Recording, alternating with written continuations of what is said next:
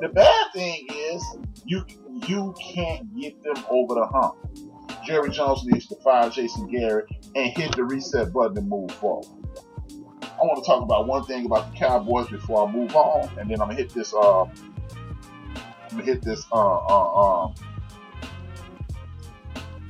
I lost my damn mind.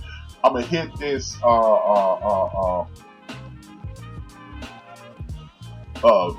Supreme Court. I lost my mind for a second, y'all. Dallas Cowboys.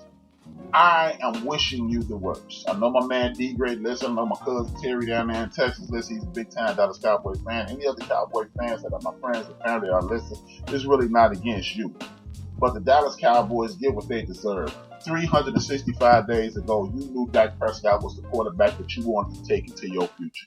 You did not sign him. You could have signed him for Matthew Stafford money, and you could have moved forward. You could have gave him a big pile of money with a year left on his contract, and it wouldn't be all these issues. Now this thing is about to blow up in your face, and you asking him for the hometown discount. Dak Prescott, if you listen to your man HRap, you're not from Dallas, so you don't need to be giving out no hometown discounts. Point blank, period. If they don't want to satisfy what you need as a quarterback, take the franchise tag and then make sure, if I was you, I would take the franchise tag, get like $28 million, and I would rent a hotel room. I would live in an extended stay, and let them know I'm prepared to go. That's how you get people in order. When you are beholden to that star, when you are beholden to Dallas, Texas, then they have you by the short and curlies, homie. If I was Dak Prescott, I would pack all my stuff, send it back home to Mississippi, live in an extended stay, and never purchase property in Dallas, Texas, unless I do it for tax purposes. If you stay there, Dak, if they give you the franchise tag, you are unofficially crazy as hell. That's all I got to say about this. The last thing I say before I get into these NFL playoffs. Let me do this. Let me close this out, this Supreme Court out with the 1, 2, 3, 4, 5, 6, 7, 8, 9. The last three things on my list. Let me hit the whole list. The Welsh Report at the top of the decade. Shook up baseball. NCAA caves and start letting players exploit themselves and only without being exploited by them only. Sports debate shows take over the universe. Black Sunday, Super Bowl 42, Lovey and Tony. Black Sunday, two brothers coaching the Super Bowl. Kaepernick is white ball. It's number 5. Penn State scandal, Jerry Sandusky disgraces the entire sports landscape by molesting children. The number 3 is the Baylor basketball scandal. Most of you guys don't remember this. A Baylor basketball player, we'll never know what he murdered his teammate over, but he murdered him and dumped him into a landfill. It was a horrific situation, scared the hell out of most people down there in Texas. Shook up the world. The Baylor basketball scandal is the number 3 thing. The number 2 thing in this decade happened in this decade. The last 2 things are in this decade. I think it's the biggest thing in just traditional sports, not sports stories. But Michael Jordan purchased the majority portion of his professional basketball team, making him the only brother to own a team in one of these big leagues. You cannot like Michael Jordan. You don't do enough for the brothers. You can do all that him and harm, but it does not reduce the fact that Michael Jeffrey Jordan owns the majority portion of an NBA team. That is unofficially the equivalent of a slave purchasing a plantation. Michael Jordan, I don't know what he does in his private time with his money, his philanthropic endeavors. I'm not here to judge him because guess what? You're not gonna tell when I make it big, ain't none of you motherfuckers gonna be able to tell me what to do with my money. But big ups to Michael Jordan for doing that, man. I got mad respect for a dude who, however he did it, whatever he did to get it, and whatever his personal life is like, it's not my damn business. I'm just talking about the accomplishment of somebody like me to move from field hand to plantation owner. Big ups to Michael Jordan.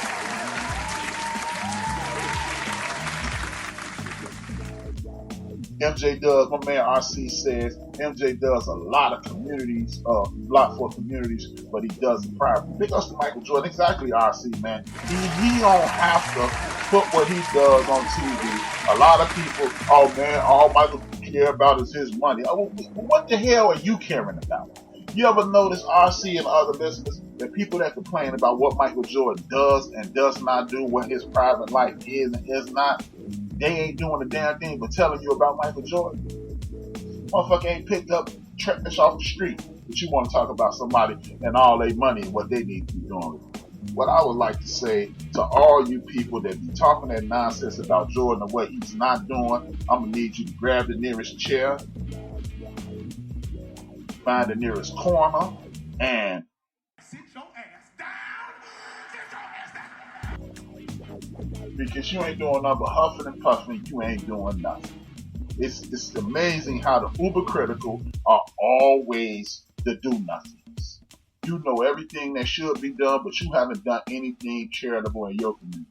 Have you talked to the young brothers in your community about not gangbanging? Have you turned anybody on to something like here in the state of Illinois, if you are unemployed, you can go to the unemployment office and they will pay for a CDL or a Series 7. People, a Series 7 will make you way more money than getting any job in America. You can be a 6-figure employee within 6, 8, 10 months. If you are good with numbers, go to the unemployment office here in the state of Illinois and earn your Series 7, and you'll make more money than you ever thought you would make. But back to the show. Again, big ups to Michael Jordan. He does what he has to do, but I'm celebrating his accomplishment of purchasing the plantation. You may not like him. I'm not even a fan of Michael Jordan, but I'm a fan of what he has accomplished. And if you're not, sucks to be you, homie. Now, won't even put the blunt down, will spread negativity about what someone else is doing. Shout out to Cedric China. Exactly, man. Look, I'm proud of everybody in my community doing something positive. What you do inside your home, in your bed, is your business. Oh, he only do this, and he only look. I'm here to watch Michael Jordan jump and dunk.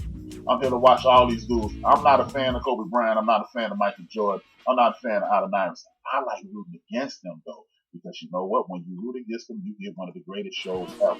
That's all I root for. Now, when they do something philanthropic, Captain Big Muhammad Ali, Jim Brown, the great Bill Russell, and others, Jackie Robinson, late great Jackie Robinson, big ups to him. But because you're not Jackie Robinson or one of those dudes, that don't make you no less of a brother in my book. So, for those who got something to say about those dudes in their personal lives, up until and including the moment you show me your resume of philanthropic activities, I'm going to need you to kayak David Dale. The number one sports story in the last 20 years, and especially the last 10 years. Before I start, my man Isaiah say I'm damn sure not an MJ fan, but he's been tormenting my favorite team since 1982. This impact is enormous. Shout out to RC. Thank you. Welcome back, RC. It's good to see you in the chat room, man. Good brother. But yeah, man, it's just, hey, when you're not a fan of these dudes, root against them. Larry Bird, Michael Jordan, Allen Iverson, Kobe Bryant, watch you get a show. And sometimes rooting against them is more fun than rooting for them. That's just me. It could just be me, but trust me. The biggest story in the last 10 years, let alone the last 20 years, has been one LeBron James.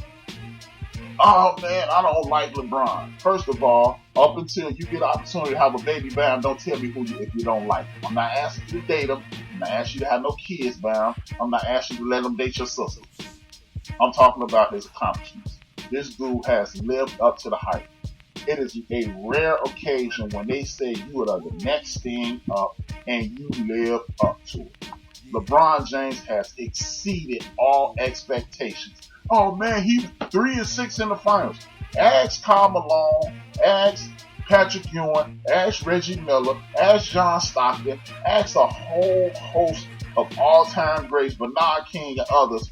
Would they want to be 3-6 in the NBA Finals and watch them say yes? I understand that Michael Jordan is 6-0 in the NBA Finals. Michael Jordan played 13 years in the NBA and did not make the finals 15 years in the NBA finals, and he only made the finals 6 times. So those years were failures, way bigger failures. Ask Jerry West, my man RC, ask Jerry West, who was 1-8 in the finals. Hey, that's what I'm saying. So people who dish you, see, this is what goes back into that thing I said about this sports talk thing ruining the mental of the sports fan. Because if you telling me if you live in what's another, Sacramento, if you live in Phoenix, or you live in one of these towns that has never had the sweet taste of an NBA championship, and say, hey, would you want a dude on your team that's going to take y'all to 9 straight finals and lose 6 of them? They'll say, you damn right. So the people that go along with that stupid ass way of thinking, I question your acumen. Ask the Brooklyn, anybody with the Nets. Ask anybody with the Indiana Pacers. Ask anybody with the Atlanta Hawks. Ask anybody with the Charlotte Hornets, Orlando Magic. Ask them about that. The Denver Nuggets, the Timberwolves, the Thunder, the Trailblazers. Ask them what they want somebody over the last 10 years to go 3-9 in the finals. I mean 3-6 in the finals. You damn right they would. So, but anyway, LeBron James, when the media tricked y'all into hating him for taking his future into his own hand, it might be the greatest trick ever played on the American populace. He did it the soft way. He a chump. No, he did it the way that the ownership does it. When you ask Kevin Garnett asked not to be traded out of Minnesota, they forced him out of there. Ray Allen asked not to be traded out of Milwaukee, but they thought his career was over. Alonzo Mourning didn't want to leave the Miami Heat. They thought his career was over. Sent his ass up to New Jersey. There's 1,000,001. Dominique Wilkins didn't want to be a Clipper at the end of his career. He was born in Germany, raised in South Carolina, went to college and played most of his career in the state of Georgia. He didn't want to go to Los Angeles, but they sent because he was supposed to be washed up after Achilles injury. So what LeBron did was look at the model set aside by the ownership of these teams and say, I'm going to do it my way. You don't believe me? All you have to do is go to an article where one Baron Davis, the year that LeBron James left the Cleveland Cavaliers, Baron Davis was talked out of staying in Golden State by the Clippers management. You know what the Clippers management did thereafter? This is what they did after that. The Clippers management told him, yo, bro, it's all good. Come over here with us. Man, come over here with us, man. We gonna take care of you. And when he got there, they tapped him on his shoulder and said, Baron, your services are no longer needed. The Cleveland Cavaliers are the worst team in the world, and we're sending you over there because they ain't got LeBron no more. So when you say LeBron was wrong, you're wrong. I usually don't tell people they're wrong for their opinions, but you're wrong when you're hating LeBron for doing what he's supposed to do. It is not LeBron James' job to make sure the NBA is competitive. That's why they have general managers and vice presidents. LeBron James empowered every player in the National Football League. Every single solitary player in the National Basketball League has been empowered by LeBron James. He stepped up at every opportunity to speak up for our community, and he's won in the midst of it. He has been one of the greatest players to lay your eyes on a regular basis, and if you don't like him, you are crazy. He helped open up schools in his area. He helped people get GEDs in this area who otherwise wouldn't have got them. He's helping kids go on to the University of Akron, partnered with slave owners, Chase Bank. I had to say that. I'm sorry, JP Morgan Chase, and helping people go to the University of Akron free if you go through this LeBron James program. LeBron James has been one of the most powerful athletes on and off the court for the last 20 years. That's why I had to give that man his props. Big ups to LeBron James. I got about 15 more minutes in the show. I want y'all, even after I finish talking, if you are still listening after I finish talking, every week I will post a health conscious clip at the very beginning of my show, and I will give you a Black History fact at the end of my show. I'm all about community empowerment, so all I need you to do is A, listen to the front, the back, hit like, tell a friend, or tell a friend that HRap